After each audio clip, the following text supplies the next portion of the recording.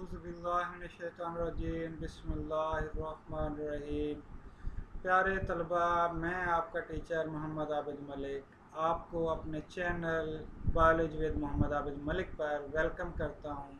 और आज आपके साथ एक बात मैं और भी शेयर करूँगा। आज हम एक नए सेगमेंट को ओपन करने जा रहे हैं। वो है हमारे ग्रेड 7 की साइंस। और इसके पहले चैप्टर में जो पहला आर्टिकल है, जो पहला लेसन है, वो डाइजेस्टिव सिस्टम पर मुश्तमिल है। आज हमने डाइजेस्टिव सिस्टम को स्टार्ट करना है। याद रखिएगा, हमारे ऑब्जेक्टिव में हमने डाइजेस्टिव सिस्टम और इसके पार्ट्स को स्टडी करना है। और ये भी याद रखिएगा, ये हमारा जो लेसन है डाइजेस्टिव सिस्टम वाला, ये 2 एपिसोड्स में कंप्लीट होगा।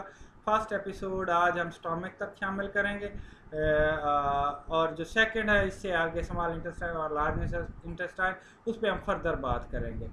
तो आते हैं, आज बढ़ते हैं अपने टॉपिक की तरफ। टॉपिक को स्टार्ट करते हैं। डाइजेशन क्या है? The process of changing the food into simpler form is called digestion. कि ऐसा प्रोसेस जिसके ज़रिए हम अपने खुराक के लार्जर पार्टिकल्स को सिंपलर फॉर्म में कन्वर्ट कर रहे हैं, that is termed as digestion. Secondly हम देखते हैं कि डाइजेस्टिव सिस्टम क्या है। The parts of body that take part in the process of digestion form the digestive system. कि वो हमारे बॉडी के हिस्से जो डाइजेशन के अंदर हिस्सा ले रहे हैं, ये डाइजेस्टिव सिस्टम को बनाते हैं। अब यहाँ पे एक बात कि हम यहाँ पे एक लिटिल बिट पिक्चर दी गई है कि डाइजेस्टिव सिस्टम में हम खुराक लेते क्यों। तो लेने की बात सीधी सी है, बहुत आसान सा सेगमेंट है कि हमारे बॉडी को काम करने के लिए एनर्जी की ज़रूरत है, और ये एनर्जी हम इस खुराक से लेते हैं। यहाँ पे पिक्चर में दिया गया कि एक बच्चा किस तरह से डिफरेंट डाइट्स को देख रहा है, और ये बैलेंस डाइट के हवाले से भी बात रहेगी, लेकिन नेक्स्ट चैप्टर्स में हम इस पर बात करेंगे ब्रीफली। अब आगे बढ़ते हैं। डाइजेस्टिव सिस्टम को आगे बढ़ाते हुए, डाइजेस्टिव सिस्टम एक बहुत लंबी ट्यूब में कंप्लीट होता है। डाइजेशन का जो प्रोसेस है वो एक लॉन्ग ट्यूब में कंप्लीट होता है, और उस लॉन्ग ट्यूब को नाम देते हैं एलिमेंट्री कैनाल का। The process of digestion occur in a long tube that is called alimentary canal. और ये कहाँ से स्टार्ट होती है? माउथ से। और एंड कहाँ होता है जी? एनस पे। It starts from the mouth and ends at the anus. Parts of alimentary canal as well as digestive system, those parts which makes the digestive system. First one is the mouth, second esophagus, third stomach, small intestine, large intestine, और sports of digestive system. यहाँ पे sports कौन से हैं जी? जो glandular system का हिस्सा। Glandular system से मुराद वो ऑर्गन्स आपके बॉडी के जो मुख्तलिफ जूसेस, मुख्तलिफ सेक्रेशन और मुख्तलिफ इंजाइम्स प्रोड्यूस कर रहे हैं, जो आपके डाइजेशन में हेल्पफुल हैं। तो आगे बढ़ते हैं, स्टार्ट करते हैं माउथ से। कि माउथ क्या है जी? सिंपली हम देख लेते हैं कि आपका जो माउथ है उसी से डाइजेशन का प्रोसेस स्टार्ट हो रहा है। The process of digestion begins from our mouth. अब आपके माउथ के अंदर 2 चीज़ें हैं जी, टीथ और टंग। आप बखूबी अवेयर हैं। अब यहाँ पे हम टीथ के हवाले से फंक्शन देख लेते हैं कि टीथ का फंक्शन क्या है माउथ के अंदर। Our teeth break the food into smaller pieces by cutting and grinding. अब यहाँ पे एक बात तो क्लियर हो गई कि टीथ क्या कर रहे हैं जी? हमारे जो फूड के लार्जर पार्टिकल्स हैं उनको स्मॉलर फॉर्म में कन्वर्ट कर देते हैं। कौन कौन से प्रोसेस हैं जी? कटिंग और ग्राइंडिंग। और अगर ये लार्जर पार्टिकल्स हों, लाइक अगर आप सेब का एक बाइट लेते हैं तो उसे अगर पानी के साथ लेना चाहें तो पॉसिबल नहीं। तो अब पॉसिबिलिटी क्या है कि टीथ इन्हें स्मॉलर पीसेस में कन्वर्ट कर दे, ताकि हमें इसे इनहेल करना, अंदर ले जाना हमारे लिए आसान हो जाए। अब लिटिल बिट पिक्चर दी गई है कि हमें अपने टीथ के हवाले से हिफाजत भी करनी चाहिए। 2 तरह के टीथ हैं, permanent as well as milky teeth. Milky teeth बचपने में 7 साल तक गिर जाते हैं, 7 से 10 साल तक, और जो परमानेंट टीथ हैं ये फॉर एवर आपके साथ चलते रहेंगे, लेकिन अगर आप हिफाजत करेंगे तो। अब यहाँ पे सेकंड हमने टंग को देखा था, तो यहाँ पे उसके फंक्शंस को देख लेते हैं। The tongue mixes food with saliva which is secreted bye salivary glands. हमारे माउथ के अंदर सलिवरी ग्लैंड्स मौजूद हैं जो सलाइवा को सेक्रेट करते हैं। सलाइवा क्या है? हमारे मुंह के अंदर जो टपकने वाला राल है, जो लुआब दहन है, सिंपली हम उसे सलाइवा कहते हैं। ये खुराक के अंदर क्या करता है जी? टंग से मिक्स कर देती है, और इससे फ़ायदा क्या होता है? ये खुराक को एक तो नमदार कर देते हैं और दूसरा नरम कर देते हैं। Saliva starts the digestion of carbohydrates in the mouth. After some time the food in the mouth becomes soft and moist. Because यहाँ पे जब स्लाइवा मिक्सअप हो जाएगा, टंग मिक्सअप कर देगी स्लाइवा को, तो ये फूड को क्या करता है, साफ कर देता है और नमदार कर देता है। इसके बाद टंग क्या करती है जी, इसी जो सॉफ्ट और मस्ट फूड है इसको पुश कर देती है हमारे बैक माउथ से बैक की तरफ, एसोफेगस की तरफ। The tongue pushes this food to the back of our mouth towards the oesophagus. अब यहाँ पे लिटिल बिट आप पिक्चर देख सकते हैं, माउथ से अगला जो ऑर्गन हमने स्टडी करना है डाइजेस्टिव सिस्टम में, that is the oesophagus. Esophagus.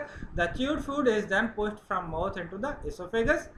The esophagus is a large tube that carries food from the mouth to the stomach. और याद रखिएगा इसमें अदर कोई प्रोसेस हो नहीं रहा है एसोफेगस के अंदर। एसोफेगस के अंदर जस्ट एक ही प्रोसेस होता है कि ये सिर्फ रूट के तौर पे कि आपके माउथ से खुराक स्टमक तक पहुंच जाए, यही एक काम सर अंजाम दे रहा है।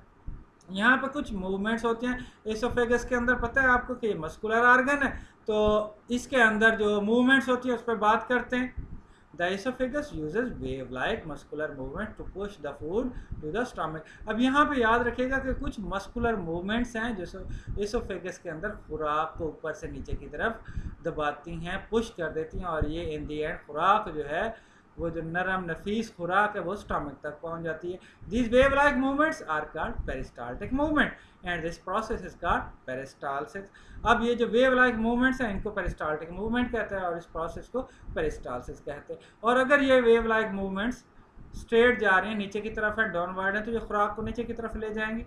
इवन इनर से जो हमारे फेसेस हैं उन्हें भी पास कर देंगे। और अगर ये रिवर्स हो जाती हैं, ये पेरिस्टाल्टिक मूवमेंट्स रिवर्स हो जाती हैं, तो इन्हें हम वोमिटिंग कहते हैं। और वोमिटिंग क्या है, आपका ये जो खाया पिया है वो बाहर आ जाए। अब जब थर्ड ऑर्गन है तो हम थर्ड सिस्टम में ऑर्गन पे चलते हैं, तो स्टमक डाइजेस्टिव सिस्टम में, तो उस पर बात करते हैं। हमारा स्टमक जो है वो जे शेप मस्कुलर बैग है। मस्कुलर बैग इसलिए कि इसमें खुराक जाएगी तो ये फैल जाएगा। फंक्शन ऑफ स्टमक क्या है जी, फंक्शन ऑफ स्टमक ये है कि डाइजेस्टिव जूस जो आपके बॉडी के अंदर, जैसे स्टमक के अंदर खुराक गई, स्टमक ने एक डाइजेस्टिव जूस खारिज किया, अब it mixes the food with digestive juice. Stomach क्या करता है, उस फूड को और डाइजेस्टिव जूस को मिक्सअप कर देता है। The digestive juice begins the digestion of protein, meat, egg, milk, pulses वगैरह, इनकी डाइजेशन को डाइजेस्टिव जूस जो है इनके डाइजेशन को यहाँ पे स्टार्ट कर देता है। The food spends 4 hours in the stomach. और जो हैवी फूड है लाइक यहाँ पे मीट है तो वो 4 आवर्स तक स्पेंड करेगा स्टमक के अंदर। और अगर कोई लाइट फूड है तो याद रखिएगा वो 4 आवर्स से पहले डाइजेस्ट होकर स्मॉल इंटेस्टाइन का हिस्सा बन जाएगी, स्मॉल इंटेस्टाइन में दाखिल हो जाएगी। अब यहाँ पे जो डाइजेस्टिव जूस है उसके अंदर एक स्पेशलाइज्ड एसिड मौजूद है जिसे हम हाइड्रोक्लोरिक एसिड कहते हैं। The digestive juice in the stomach also contains an acid. The acid kills the germ present in the food. Acid का काम क्या है जी, एक तो ये जर्म्स को किल कर देता है जो खुराक के अंदर मौजूद है, और दूसरा ये प्रोटीन्स के डाइजेशन में हेल्प करता है। और तीसरी बात आप याद रखिएगा, कुछ एंजाइम जो स्टमक के अंदर है, हमारे चूँकि सिलेबस का हिस्सा नहीं है, जब आप बड़ी क्लासेस में जाएंगे तो आपको पता चल जाएगा, ये उन एंजाइम्स को भी एक्टिवेट करता है। और यहाँ पे प्रेजेंस ऑफ HCl और HCl की वर्किंग के साथ ही मैं आज के टॉपिक को क्लोज करता हूँ। और स्मॉल इंटेस्टाइन, लार्ज इंटेस्टाइन पे जो हिस्सा बनेगा वो मैं आपको नेक्स्ट एपिसोड में, नेक्स्ट प्रेजेंटेशन में इंशाल्लाह आपके साथ शेयर करूँगा। इसके साथ ही मैं आपसे इजाज़त चाहूँगा इंशाल्लाह नेक्स्ट लेसन के साथ, इस लेसन के नेक्स्ट पोर्शन के साथ इंशाल्लाह कल मुलाकात होगी। अल्लाह हाफिज़, अपना ख्याल रखिएगा। Thank you.